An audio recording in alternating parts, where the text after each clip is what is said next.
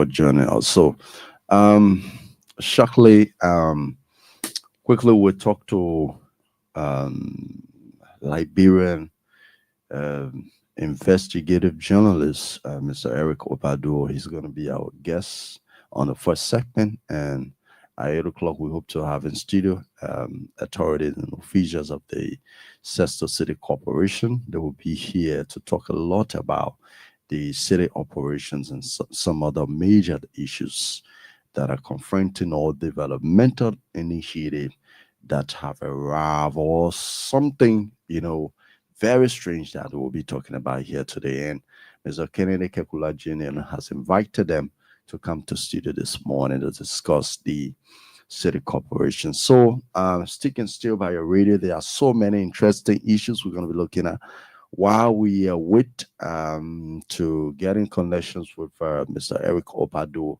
We will be looking at some national issues, some issues that are trending on the national scene this morning. As soon as we get word from Mr. Opado, we're going to get him through with our broadcast. So keep listening. It's 99.3 RBS Radio. And of course, this is Rivercess for Change. Let me just find you this song. This song is from the man Blissor. Most of the time, I only love to play this song because of the interpretation, what it says about home. So let's all call this song home. We will get it as our entertainment. Shortly, just 1 minute. Keep listening.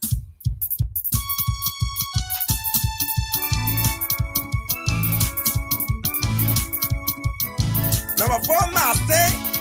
Number 4, Casting. Moko J. Okay, Denji. Was surrendered to Upper J. Blissor. Upper wing on the butching. Cabello, bring your guitar in your way. Mamma, what did you go to the city? Denji, when you went. Demie. Yeah.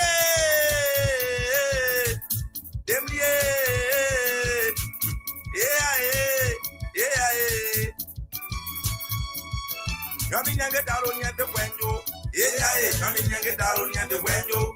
Yeah, coming and get down on the window.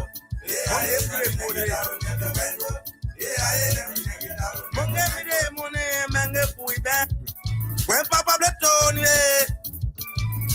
Bletoni, coming and get down on the window.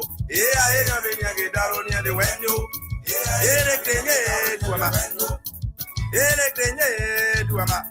When one of us get by you get done, you hear you bang. Cannot work about almost $50. Among them, Nobody not to boss in when yet. Madame Bigani, the need of Nabe Bayer. Did they got it in Neon? Did they got it in Neon? Indeed, there's nowhere like home. There's nowhere like home. And that is why we always talk about home. Home is the most important area. So, Kennedy, welcome back to this broadcast. Yeah, I keep saying it's good to be here this morning. You have to come close to the microphone, please. Get it close, Yeah, I think I'm good now. Okay. Yeah, I'm down with voice quality the code. seriously. I can feel it and I can hear it from you. There are so many trending national issues. Let's talk about the issue of. I know possibly you have not been following the national social security or the NSA. Yeah, the NSA, National Security Agency. National Security Agency. Recently, one of the deputy directors was involved into an alleged gang rape of that big war, the sodomy, right? Yes, sodomy. Yeah, so many men have something to do with our friend man. Recently, he was accused and he was arrested by the Liberia National Police, and he's presently facing prosecution through the court of law. A 14-year-old boy who had gone to him to ask him for help. Oh, chief, help me! I want booze and something like that. And according to the information, He invited the boy to his house, you know, to go for the booze, to go for the money. And allegedly, they drugged the boy, and there were three men who had something to do with him. And later on, he was arrested. And looking at such a news, especially coming from big entity like the NSA, uh, Kay, what do you think about that? Let me use the word say scary. Scary. Seriously. It's scary. Why do I say it's scary? Because the NSA is the National Security Agency. Hmm. They are the most powerful undercover security agency within the Republic of Liberia. Hmm. They are the most powerful and they are the most feared security agency because they work directly in plain clothes. You don't even know them. Hmm. You don't even see them. You don't even know them. You see them, but you don't know them. So they're all over the country. They are collecting informations and we are protecting our country, but especially the office of the president, and you just name it. So to have the directors and others in offices involved with sodomy, having like gang raped that little child Hmm. is scaring. We don't know where we're heading to. There is one thing that I'm observing carefully when it comes to the issue of rape in the Joseph Burke-led government. Hmm. The issue of rape is becoming one issue that is not really being paying attention to. That's what I'm observing from my own observation on the national scene. Because it happened, we had this past case with the guy from Youth and Sport, Hmm. and he did allegedly raped this child. And all to our surprise and utmost surprise, he went to court and he went to jail. Well, Eh, my yeah, girl was not even it, arrested. it took time. They did not arrest him It up to took it today. took. And guess what? They're Kay, asking for DNA. yes, just recently he was free of the crime. So that's what makes it a scary one to find NSA themselves involved Mm. in sodomy, where three grown men who raped a 14 years old little boy. It's scaring those who should be protecting us, those who should be protecting the office of the president, those who should be protecting the sovereignty and integrity of our nations. If you have them involved in this kind of situation, Methuselah, it becomes scary. Mhm. Where do we go next? And That's that is just one big case, and you know that alone has activated the argument from the suspect. I mean, the capital based billing Anson case suspect, because the guys were alleging that they also experienced similar actions at the NSA when it was in custody, and now one of the deputy director for the NSA is being accused of such action. That shows that technically the court and the Liberian government should look at that. And this individual is being alleged of so many crime, so many things. Some are saying he established an area, he built a fence on the RRA highway, and just have a lot of young boys in that place, and having them the way he wants to do it. And that is a law, that is a crime against the law of this country. So I think there's a force, there's a something that the government is trying to do, especially when it comes to um, arresting him, even though he spent a lot of time in the hands of the Liberian National Police, but he's been arrested, and now as we speak, he's under investigation at the he was at the Liberian National Police, but then he's been forwarded to court by the Liberian National Police. the police has their own role to play. Mhm.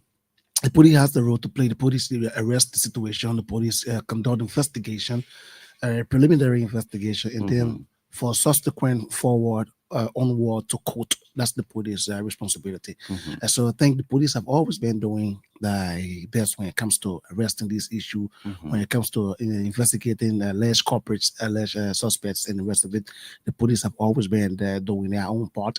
The police were always handing over to court for onward prosecution, but it is the court now who has the decision to prosecute and work with the Lord. Mm-hmm. And the law should, just like the justice has, I know, I mercy. Mm-hmm. That's why you see justice is blind. You see the lady in front of the justice ministry; she is blind or blindfolded with a lantern in your hands. Mm-hmm. So these are all indicators that justice don't see. Justice has no mercy. Justice must be meted out equally. You will see the being in your hand also. The being is equally balanced. She has a lantern and she's blind. So it tells you that justice must be meted out. So we look at the court when the police do that investigation. The court is up to the court to decide as to how to prosecute the case. The person has the right to have a lawyer. Mm-hmm. The public defenders are there. They can hire their own personal and private lawyer. And they go to court. They have the day in court. The county attorney order represent the government and the Republic of Liberia. And you just need the rest of it. But it's really, really embarrassing to have people who should be protecting the integrity of our republic morally and as security wise in whatever direction, to have the NSA being allegedly involved with these kinds of things. Just quite recently, like you said, Mm-hmm. the alleged suspect of the arson case accused the NSA while in the cell in the custody of being raped in similar factions. Okay. Now it have come out again. So So yeah, we pray that the law will, plea the law will go in the right direction. Sometimes these are just allegations, so yeah, it is through the court that people will classify either he's wrong or right. But we can't be the one saying that. So let's move to this discussion. This is a report by the investigator Eric Obado. He said the Jerry Reese led interim plan tour committee was to submit its report for the period of November 4, 2025 to January 5th, 2026. I'm informed that the committee report was far less than 500,000 Liberian dollars. In our possession, we have a data of the amount of drugs, number of pieces, and the amount accumulated. So he shared with us some information. Like he said, please allow me to just go through it. He said he recorded through the Forestry Development Authority because they also have that record. So the guys collected 51,599 pieces of planks. So if you multiply that by 25 Liberian dollars, you get 1,289,975. According to him, the source of his information is the Forestry Development Authority, especially the one that has to do with planks that left from Rivercess County, because you have other trucks coming from Sino, coming from other counties, but purposely the one from Rivercess. So in that case, he broke them down in November, from November 4th to November 10th, 9,200 pieces of plank, which is 230,000 Liberian dollars. And the same November, from November 10th to November 16th, the guys got 7,478 pieces of plank, times 25, which is $186,950. November 17th to the 22nd, nothing out, meaning he did not track that record. That record is out. And then November 23rd to the 29th, they got 6,820 pieces of plank, and which is 170,500 Liberian dollars. From November 30th to December 7th, he did not track that record, which he's still running behind. Then from December 8th to 14th, the guys collected 5,500 and 10 pieces of plank, which is 137,750 Liberian dollars. From December 15th to the 22nd, 10,125 pieces of plank, which is $253,125. And then December 22nd to the 29th, he collected 6,310 pieces of plank, which is 157,750 Liberian dollars. And December 31st to January 4th, nothing at all. Then from January 5th to the 11th, 6,096 pieces of plank, which is 152,400 Liberian dollars, totaling to 51,599 times 25, 1,289,599. So he's saying the data is there, but then the report that were made, the money is below 500,000 Liberian dollars, and that is where we stand. We have tried. We wanted to bring him on this morning, but still trying to get in connections, and we're not getting him to know where exactly those informations are coming from, and how even though he has broke it down, he broke the entire process down. But Kennedy, this is what Eric's saying. The first thing is, who is this? Who are these protesters making report To the office of the superintendent. What is accountable? Where is transparency? Yeah, so what is sorry, transparent? Eric is here. Eric, good morning, Eric. Good morning, Gay, and good morning to the listeners who are tuned into the show this morning. Okay. Thank you so much for joining us, even though we've been trying to get in connections. I think it's a network, right? I think I was the one because I had to call up the data and then I just turned it on and I saw your call coming. So I think the fault is from my end. Okay. Eric, this issue of the interim plan committee from the protester, I understand there are some information you want to provide to the people of Rivercess. I was just reading some statistics that you released concerning their report and something from your investigative skills. Tell us what are you sensing, Chief?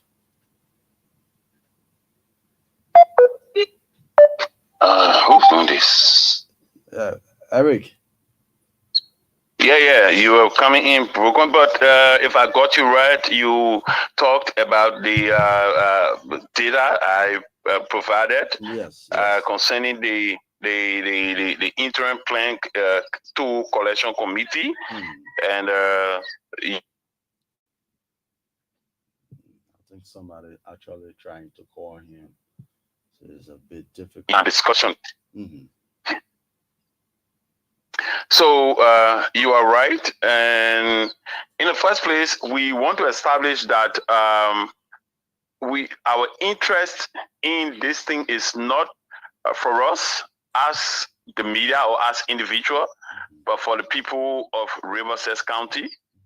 For too long, the issue of defrauding the county of some domestic revenue been overlooked, and we believe that as a media, the people depend on us to provide some of these information. And when we provide the information, it depends what the duty bearers who are responsible to add what they do with it. Well, it left with them, but society will judge us if we continue to sit and allow people to defraud the county. And every time we blame government, government is not doing this, schools are not equipped. When we can generate funds in Rivercess County while waiting for government to do what it's supposed to do. So as you may recall, the issue of the plan committee, their protests and everything, I one journalist who followed from day number one of the protest up to the last, I would say the last day of the hearing where the superintendent did not come, and then the county attorney was there, and they came up with that agreement that they would have had a conference or something like that. So I have every information from the one of the protests to whatever time.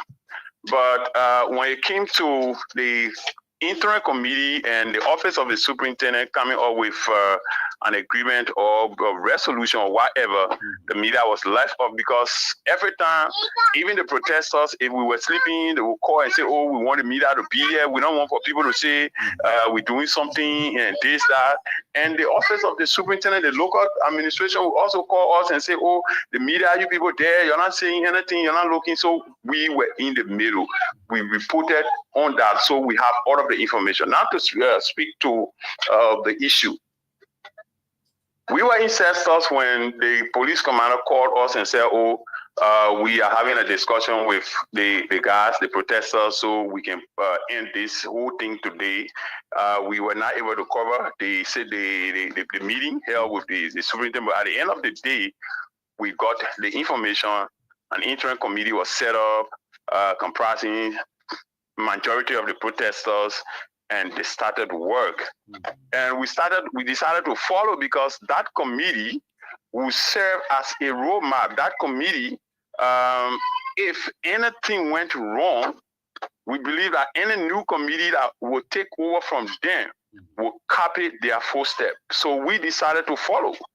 And from what we gathered, and we want our listener to listen keenly, because, I mean, like I said, this has kind of gone too long. They started November 4. That was the day they had the meeting, and the committee was set up. And from November 4 to November 10, the first 1 week, 9,200 pieces of plank passed here. If they pay $25 for one piece, you are talking about 230,000 that very first week. And I mean, I'm asking the superintendent or duty bearer to follow this information, do their own investigation.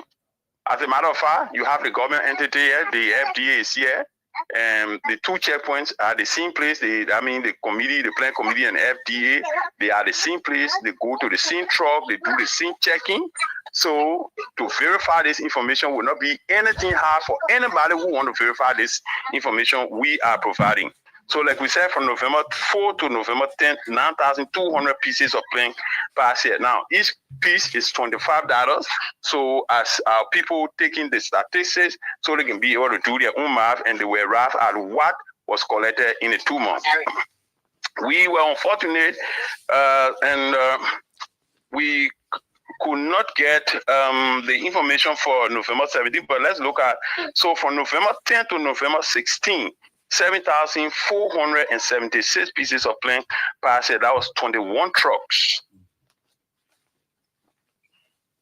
Are we following? Yes. So we did not get information for November 17 and November 23. That week we were kind of very much busy. We were all scattered here, going doing other things. So, but we still trying to get that information, but it's not available. While we don't lay hand on, we don't want to talk about it. From November 30 to December 7, from November 23 to November 29, 6,820 pieces of plank passed here. And we are not talking about those ones that will come from Sano and other places, but I'm talking about from Rivercess that they collect toll for, because we don't want somebody to tell us, say, when a plane comes from Sano, we didn't collect toll for it. No, I'm talking about what comes from Rivercess.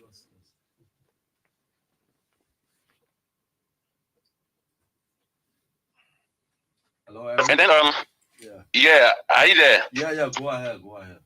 We also did not get the information for November 30 to December 7, because we were also busy with other things. From December 8 to December 14, 5,510 pieces of plank passed through the checkpoint, through Rivercess County.